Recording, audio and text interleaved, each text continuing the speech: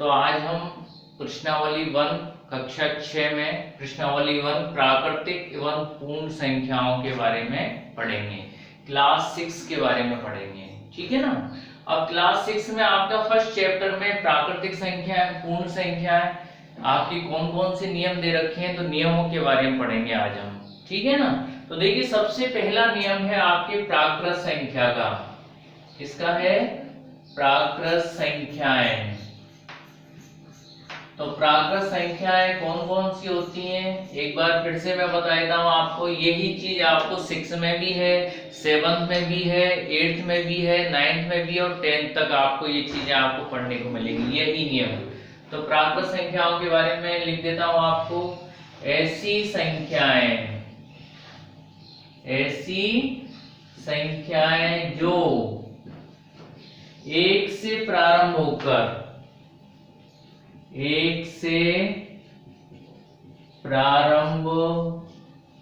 होकर अनंत तक होती हैं, अनंत तक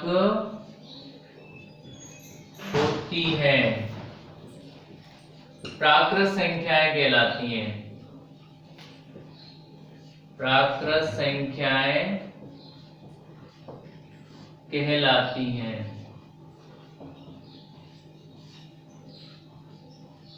ठीक है।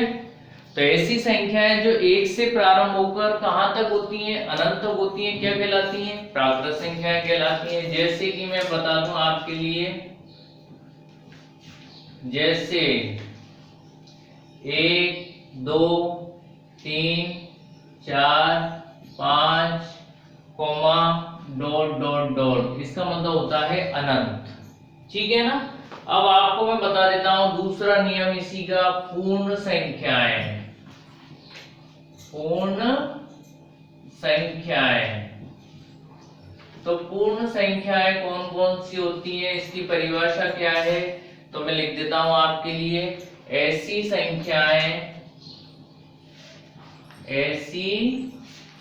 संख्याएं जो 0 से प्रारंभ होकर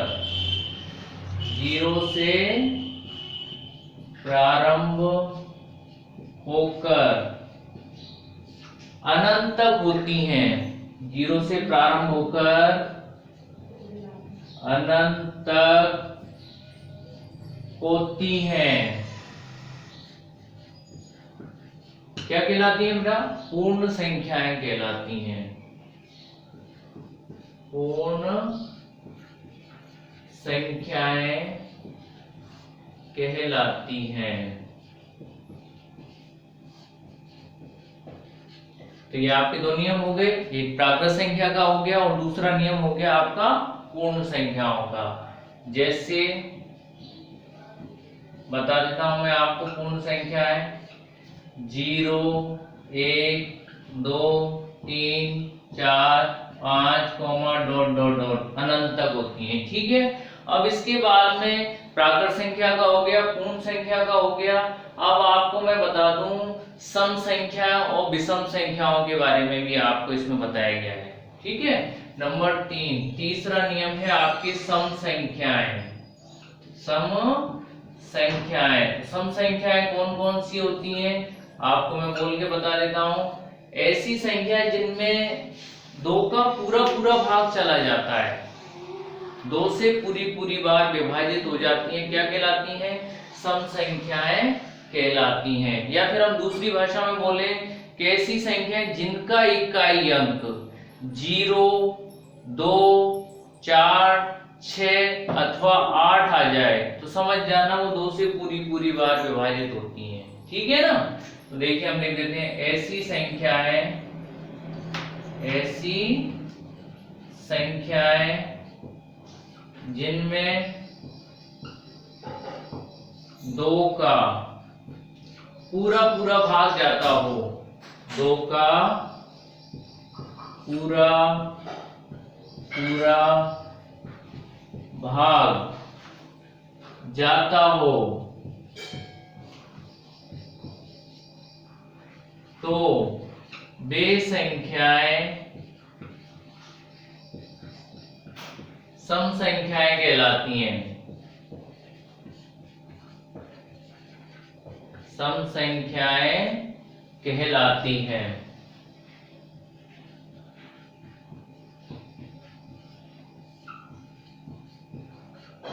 दोबारा से बोल देता हूं मैं, ऐसी संख्याएं जिनमें 2 का पूरा पूरा भाग जाता हो वे संख्याएं सम संख्याएं कहलाती हैं। जैसे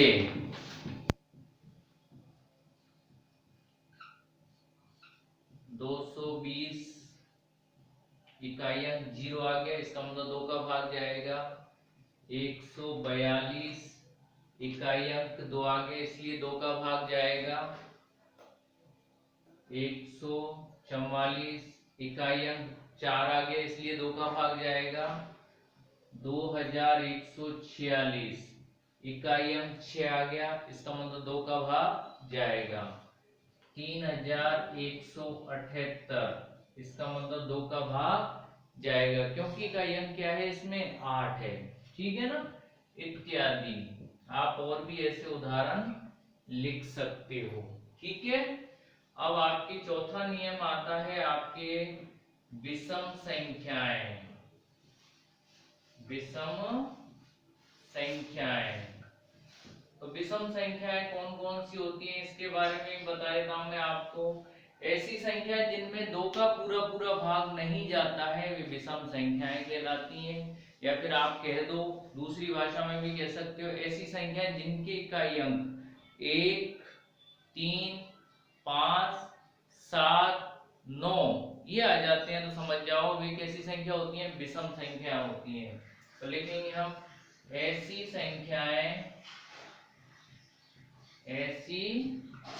संख्याएं जिनमें 2 का पूरा पूरा भाग नहीं जाता है, पूरा पूरा भाग नहीं जाता है, नहीं जाता है, क्या कहलाती हैं भाई, विषम संख्याएं कहलाती हैं। विषम संख्याएं कहलाती हैं।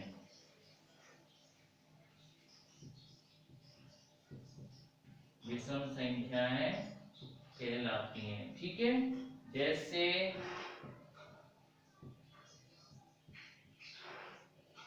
141 इकाई अंक 1 है, इसका मतलब 2 का भाग नहीं जाएगा।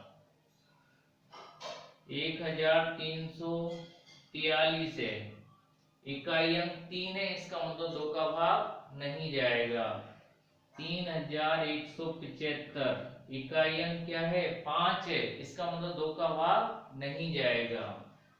2179 इकाई अंक क्या आ गया 9 आ गया, इसका मतलब 2 का भाग नहीं जाएगा।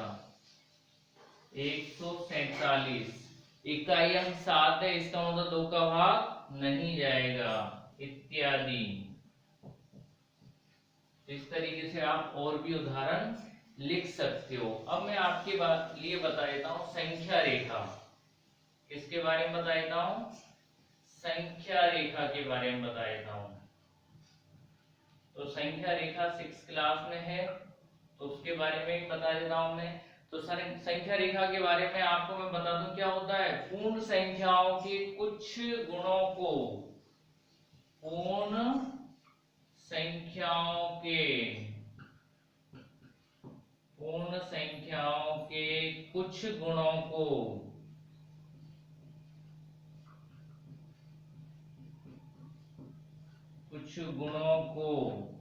पूर्ण संख्याओं के कुछ गुणों को जानने के लिए, कुछ गुणों को जानने के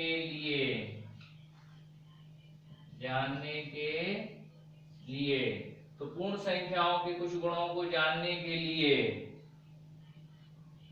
इन्हें एक रेखा पर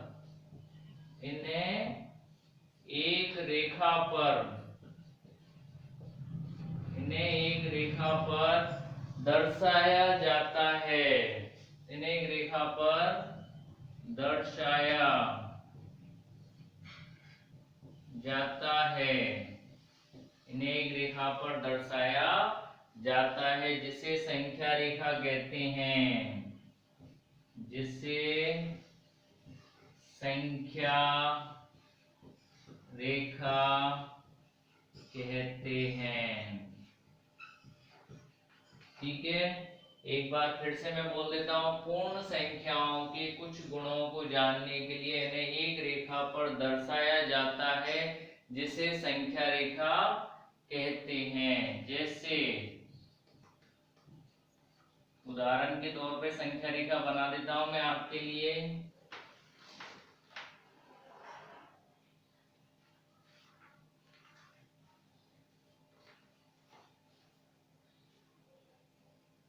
बीच में आ जाएगा आपका 0, बाईं तरफ ऋण संख्या है, दाईं तरफ धन संख्या है।